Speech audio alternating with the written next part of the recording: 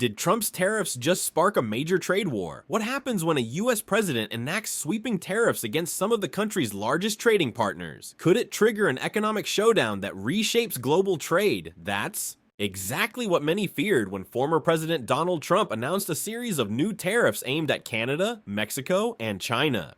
These aggressive trade policies sent shockwaves through financial markets, disrupted global supply chains, and set the stage for intense negotiations between the nations involved. However, a significant development occurred on February 3rd, 2025. When President Trump announced a temporary suspension of the proposed 25% tariffs on Mexican imports. This decision came after discussions with Mexican President Claudia Sheinbaum, who agreed to deploy 10,000 National Guard troops to the US-Mexico border. The goal? To combat drug trafficking and illegal immigration, a key issue in Trump's broader political strategy. This agreement led to a one-month pause on the tariffs, allowing time for further negotiations between the two nations. Leading these discussions on behalf of the United States are Secretary of State Marco Rubio, Treasury Secretary Scott Bessent, and Commerce Secretary Howard Lutnick. Their primary objectives include enhancing border security and reducing the flow of fentanyl into the U.S., a growing crisis that has been a major focus of the Trump administration. Meanwhile, Canada, another key U.S. trading partner, was not spared from Trump's trade policies.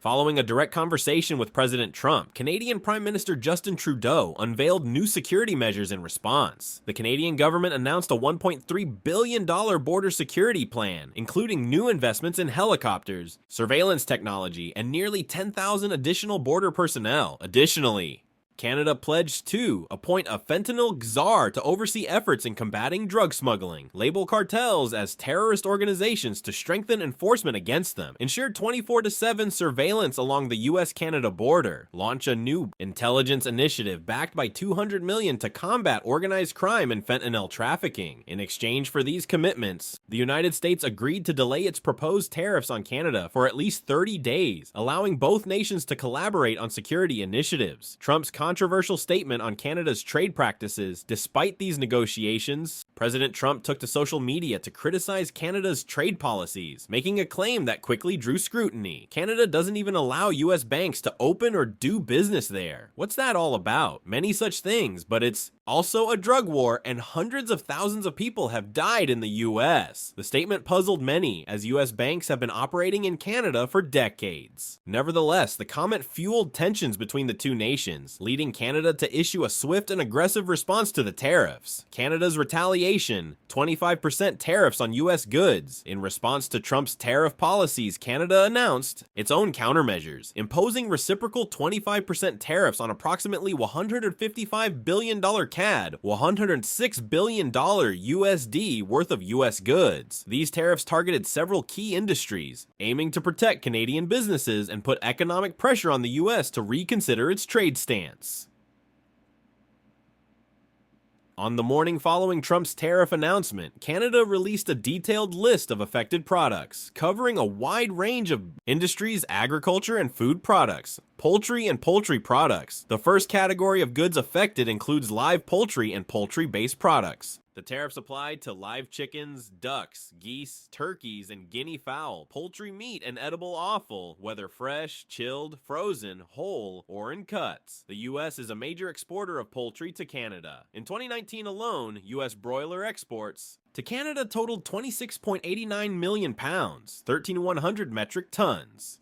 This tariff could disrupt a major revenue stream for American poultry farmers.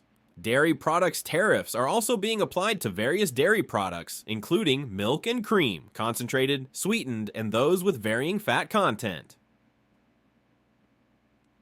Yogurt and buttermilk, including flavored varieties and those containing fruit or cocoa, whey products, whether concentrated or sweetened. The United States-Mexico-Canada Agreement, USMCA, had previously expanded access for U.S. dairy products into Canada through tariff rate quotas, TRQs. However, with these new tariffs, U.S. dairy exports, valued at $691.58 million in 2021, could take a serious hit. Eggs and Egg Products Canada is also imposing tariffs on bird eggs, fresh, preserved, or cooked. In 2023, U.S. exports of eggs and egg products to Canada were valued at $50.7 million, with shell eggs making up $59 million of that total. Processed foods and consumer goods for peanut butter and condiments. Tariffs will be placed on peanut butter and processed condiments like sauces and seasonings. The US exported $39.1 million worth of peanut butter to Canada in 2022, making this a significant trade loss. Spirits and alcoholic beverages in 2022. The US exported $262 million worth of alcoholic beverages to Canada, making it the second largest market for US spirits. With these new tariffs, the American alcohol industry could face serious repercussions. Paper and Hygiene Products Canada is targeting paper products, including corrugated paper and packaging materials. Toilet paper and facial tissues. In 2019, the US exported $371 million worth of paper packaging to Canada, and in 2022, Canada imported $126 billion worth of US toilet paper. The tariffs could disrupt supply chains and drive up costs for Canadian consumers.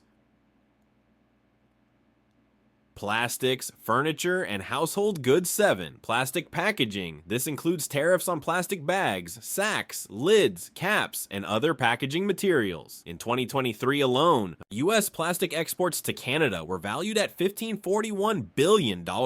Furniture and mattresses. Canada's retaliation also extends to wooden furniture, mattresses, and bedding materials. In 2021, US exports of furniture to Canada totaled $4.9 billion, making up more than half of all US furniture exports worldwide.